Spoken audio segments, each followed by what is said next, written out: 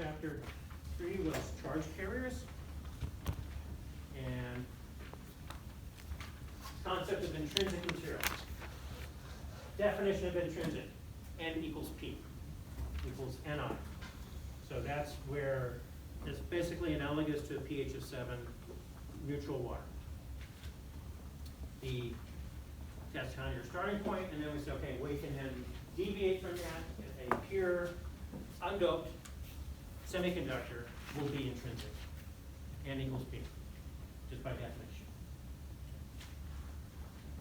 But we can dope it, we can alter it, we can salt it, we can introduce impurities. And if we do that, and we have a good donor impurity, it'll create energy levels just below the conduction band edge. And the electrons that those impurities bring with them can get thermally excited in the conduction band. So you get electrons in the conduction band without creating any holes in the valence band. So N has to be greater than P when you do this. This is N-type material, here's P-type material. You put an acceptor impurity in, electrons leave the valence band, get accepted by the impurities, they create holes without creating electrons in the conduction band. That's how you get P-type material. So again, this is mainly conceptual, but we're quickly getting into where we can do some equations. So, and the first equation to help us do that is the Fermi-Dirac equation. So this is a distribution function for electrons, and it gives us where the electrons are as a function of energy and temperature. There's both conceptual and quantitative aspects to doing this. These are pretty good diagrams here on this page. So conceptually, we can see how this plays out. Here is the Fermi-Dirac function, blue curve right here. This is 100% occupation. You go below the Fermi level, and your chance of seeing electron increases greatly. You go above the Fermi level, you get this exponential tail, which is shown here. This is superimposed on a band gap. And right here below the conduction band, there are no allowed states. So even though the Fermi-Dirac is saying, yeah, there should be a 50% chance of electrons here, but I have now applied my rules of what's allowed. Electrons are not allowed here. They only start being allowed at EC and above. So if I look here, here's EC. Here is where electrons are allowed and where they will be. And by that time, we're on this tail of the exponential. So very few electrons can get up into the conduction band. A lot depends on what the band gap is. A lot depends on what the temperature is. That's what makes things interesting and ultimately quantitative for us. And we can derive things. We did this, right? Here's the number of electrons in the conduction band. Basically, you integrate from the bottom of the conduction band up to infinity. Here's your Fermi-Dirac function. Here's your density state function. That's applying your two rules. So we're going from qualitative understanding of this with sketches and plots and drawings to an equation, an integral. And we did that. We solved that.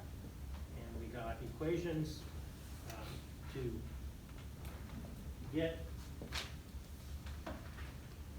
electron density as a function of Fermi level position. This is in terms of density of states. Got that for electrons. Got it for holes there on the right. The equations that are more practical for us to use, and these are on the equation sheet that you will have at the exam, are these right here. Electron density, this is on your equation sheet. So this is in terms of intrinsic carrier density and Fermi level relative to the intrinsic energy level. Intrinsic energy level is where the Fermi level would be if the material were intrinsic. It's a good reference level, it's like again like pH of 7. So the equations for electrons, for holes, know how to use these equations. Okay? You can use these equations to draw a band diagram and accurately scale it. Locate the Fermi level within the band gap accurately and do it to scale because you can calculate this. If you're given the doping level, you can calculate that energy difference. If you're given the energy difference, you can calculate the reaction, also on the equation sheet, very useful. If you know the electron density sitting on the p-type side, you can calculate the whole density, or vice versa. Again, quantitative. We've got equations now that we can use to calculate carrier densities. We calculate carrier densities. We can do the next step is to calculate resistance. And resistance, we can start thinking about device design. Okay. This is basically plotting some of the equations that we derived. This is the intrinsic carrier density as a function of inverse temperature. Here you can see what's called the Arrhenius behavior. The slope of these is basically related to the band gap. And you can see the trend here is that bigger band gap materials have much smaller intrinsic carrier densities. Again, at room temperature, that's what this vertical line is here, 300K. Gallium arsenide with the 1.43 electron volt band gap. At room temperature, there's not really enough thermal energy to excite a lot of carriers across that bigger band gap. So you get a very small intrinsic carrier density, 2 times 10 to the 6. Silicon is about 10,000 times greater. Why? Got a smaller band gap, 1.1 electron volts. More electrons can get thermally excited across that band gap. Go to germanium, even smaller band gap, 0.67 electron volts, you get 2 times 10 to the 13. That's a pretty big number. That's a pretty big concentration. You can observe that, you can see that in some measurements. This portion of the plot is basically here. If you have a doped material, in this case, does it say, just a silicon dope with 10 to 15 donors. That would be N-type, got donor impurities. If you dope it, you're going to get this region, what's called extrinsic region. At high temperature, again, this is hot, this is cold. At high temperature, there's enough thermal energy to excite electrons across the band gap, and you get intrinsic character shown here. If you go really cold, you start freezing out your donor impurities, and the material becomes insulated. Question? So when we talk about excess carriers, Yes. This is not excess carriers. But do they only happen in ionization region over there? These are not excess carriers, okay? The way the book talks about excess carriers happen, there's two ways you can do excess carriers. Shine light on it. You shine light on the semiconductor, you're going to excite carriers. And you're going to create excess carriers over and above the equilibrium carrier density. Notice what's being plotted here. This is N naught. N naught. The book's notation, N naught, the naught means equilibrium. Right? It's sitting there in the dark, no voltage, no current, no light. Just sitting there to get certain temperature. That's what all this is right here. This is all at equilibrium. Excess carriers occur when you have non-equilibrium, when you shine light on it or you apply voltage. Which is not what we're gonna have on the exam, right? Well, Technically. we've talked a lot about photon absorption, okay? Photoelectric effect, so that's fair game, okay? What I'm saying is that the book will not cover PN junctions under non-equilibrium, okay? But the exam, it's fair game to talk about photon absorption. In the case of photon absorption, then yes, you're gonna create an excess carrier over and above the equilibrium. This is just equilibrium right here. Okay, so chapter 3 is equilibrium. We didn't get into excess carriers for non-equilibrium conditions until chapter 4. Question? Does the P-naught graph look the same? The P-naught graph, does it look the same? Yes, exactly. So you could change this with acceptors, right? And all you do is make that P-naught. Okay, it look the same, exactly. Perfectly symmetric or analogous. This drawing right here, you should be real comfortable doing this, making a drawing like this. A lot going on here. Okay, what's going on? Here's your valence band. Here's your conduction band. Here's your donor defect energy level. Here's your acceptor defect energy level. Here's your intrinsic energy level. Near the middle of the band gap. That's kind of your reference. Then here's your Fermi energy. Okay? Fermi energy is above intrinsic. That indicates it's N-type. What that means is that you've got more donor impurities than you have acceptor. And yes, you can have both donors and acceptors at the same time in a material. Bipolar transistors, the first bipolar transistors were made that way. You had to counter dope. You started with N-type, then you had to counter dope it, make it P-type. Put in more acceptors than there were donors. And convert it back to P-type. Just because the manufacturing and the way chemistry was, you have to do that. So this is very real. You know? We got, like, how many different levels we got here? 1, 2, 3, 4, 5, 6 different energy levels that are relevant here. So this is fair game. It's qualitative. It can be quantitative by asking you to calculate that energy. EF minus EF. Where is the Fermi level relative to the intrinsic energy? So that's fair game. All equilibrium. Right? We're not, no current flowing, no light shining, no voltage applied. All just sitting there in the dark. So chapter 3 did get a little bit into connectivity, and we talked quite a bit about that. Pretty important equation here, right? You recognize this equation? Ohm's law. Okay. Current equals conductivity times electric field. Conductivity is this term right here. Most of the time, you're dealing with either an N-type or P-type material, and since these two are summed, these two, if N is a lot greater than P, basically we make that second term 0. Okay? If you add a small number to a big number, small number doesn't matter. Mobility differences are not too big, only maybe up to an order of magnitude difference, whereas your electron and hole densities can be different by 10 orders of magnitude, 15 orders of magnitude. So knowing how to use this equation, knowing how to get conductivity, knowing how to go from conductivity to resistance, which is right here. So if you want to calculate the resistance, it's just the length divided by the cross-sectional area divided by the conductivity. And the conductivity was what we just looked at. So if you know the mobility and carrier density, and you know the dimensions, you can calculate the resistance. That's useful. Designing semiconductor devices, a solid-state device, you need to know what the resistance is.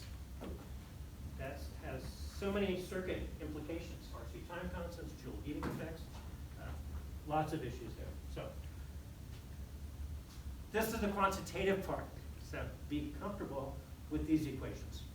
Okay, they're all on the equation sheet. You don't need to memorize them. You need to know how to use them.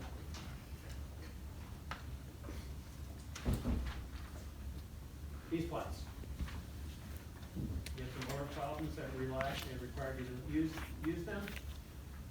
What's going on here? These are three different semiconductors: silicon, uranium, gallium arsenide. This is mobility as a function of doping. All of them show this degradation in mobility as the impurity concentration increases. This is all due to ionized impurity scattering, that when you try to make a material more conductive by putting in more impurities, yes, you get more charge carriers, that's great, N goes up, but mu goes down, okay, is a trade-off. Okay? So that's a challenge, right? If you're trying to make a good transistor and you want good conductivity, so no problem, let me just dope it more heavily. But in the process of doping it more heavily, you get this ionized impurity scattering effect that degrades mobility, and you're not ahead. You know, you made no progress on that. So these plots provide useful data. You can see silicon, you know, at reasonable doping levels where you get some conductivity, you can get pretty good mobility. It's around 1,000. But look at gallium arsenide. Gallium arsenide, this is 2,000, 4,000, 6,000, 8,000. Reasonable doping level, you get almost 8,000. 8 times faster. Electrons can go 8 times faster given the same electric field in gallium arsenide compared to silicon. But if you try to do holes in gallium arsenide, forget it. Your hole conductivity is actually below silicon, right? So if you want to make a P-type conductor, you're better off just sticking with silicon. Here's what's cool. Germanium. Look at germanium. Germanium is a pretty good hole mobility. Over 1,000. Okay. So if you want to make a good, say, CMOS circuit, right? Say germanium would be great. It's got good hole conductivity, you know, good hole mobility. Problem is germanium got too small a band gap. That even near room temperature, you can get variations in electron density in the conduction band, just from temperature variations around room temperature because that band gap is so small. So it's because of that. That's the main reason, also the fact that it was very difficult to grow a good oxide on germanium. Those two reasons. And why Silicon Valley is called Silicon Valley and not Germanium Valley. So even though it's got good mobility for both electrons and holes, other problems prevented it from being adopted as a useful semiconductor device material. Hall effect is how chapter 3 ended. We spent a little bit of time on that. Hall effect is pretty cool. You can use it in the context here of calculating electron hole mobility, carrier density. Chapter 4 is excess carriers. The idea here, shine light on it, inside carriers. Those are now excess carriers over and above the equilibrium densities. And this is a pretty important page here. Again, this is more conceptual and qualitative. If you plot absorption coefficient as a function of photon energy, at the band gap, you will see a big change. That below the photon has too low of an energy, it's not going to be able to excite an electron across the band gap. Very little absorption. Above the band gap, a lot of absorption. So band gap and photon energy and wavelength are very closely related. So you can see in the visible region, we got red, green, blue, and you can see the materials that could be useful here is cadmium sulfide. It's used in light meters for cameras. It's pretty close to green. That's pretty common for light meters. Gallium phosphide can be used, but we'll get into that later. Silicon and gallium arsenide are below, which means that all of these colors can be detected by silicon or gallium arsenide. Silicon is cheaper, so silicon is what's used for most CCD imaging systems.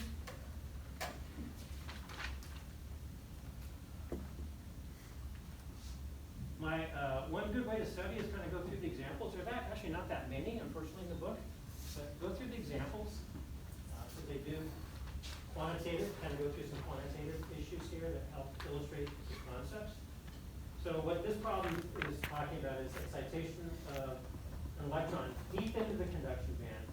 It then loses energy basically by heating up the crystal, creating a lot of phonons. That is vibration. It gets down to the bottom of the conduction band.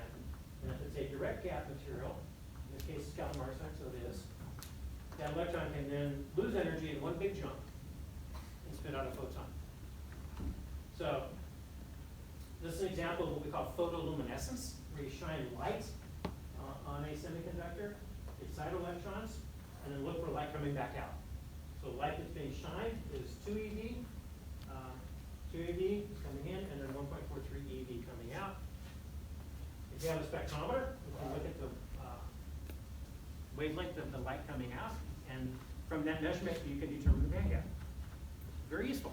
Do these photoluminescence experiments to measure the band gap energy of a material. So that's conceptual. And this plot is kind of busy. This shows all the different energy levels for different impurities in silicon. And this kind of is more, to me, more of a topic that should be in chapter 3 than chapter 4, but that's okay. Here's arsenic. Here's our donor impurity. It's got an energy level that's 0.049 electron volts below the conduction band edge.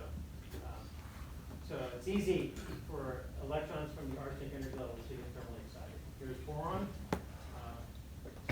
You can also use aluminum, gallium, for good acceptor impurities. Bunch of other atoms here. Gold. You can see gold's got what are called deep level defects. Here's copper. Copper is similar. There's deep level defects. Most of the time, these cause problems. Basically, one atom that has two states. It can either be a donor or an acceptor. Here's the donor, here's the acceptor. So one atom can either trap the electron and at the same time trap the hole. So if you've got, say, excess carrier condition, non-equilibrium condition, both electrons and holes.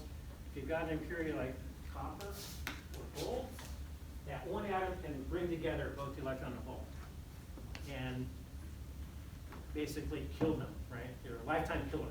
They reduce the lifetime of the charge carriers.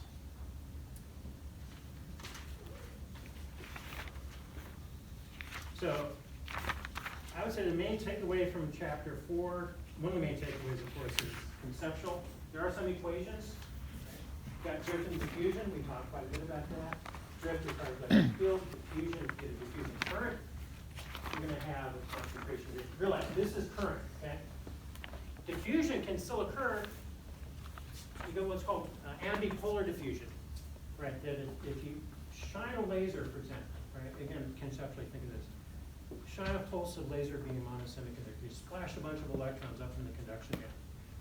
Even though there's not really, there's somewhat of a concentration gradient, but it's radiating out. Right? It's not just in one direction, it's in two directions. So what's going to happen is those carriers that get generated, they will diffuse radially outward. They'll just spread out. And that's important in understanding a solar cell, right? How a silicon solar panel works. That light comes in, it's going to splash electrons up deep inside the semiconductor, far away from the p-n junction. Those electrons can still move. They will still diffuse, even though there's not a uniform gradient to drive a current in one direction. So, in playing around with those drift and diffusion equations, we're able to derive the Einstein relation. Again, that's on your equation sheet. You don't need to memorize that. That's a way to convert mobility to diffusion coefficient. Diffusion coefficient is an important term in a lot of our semiconductor materials. In fact, this little table here at the top, pretty useful. Right, so here's gallium arsenide with this high mobility, 8500, and you can basically divide that by 40, the diffusion coefficient. Silicon, these are the highest mobilities you get. So basically, it's about a 40-to-1 ratio between diffusion coefficient and mobility, according to the Einstein relation.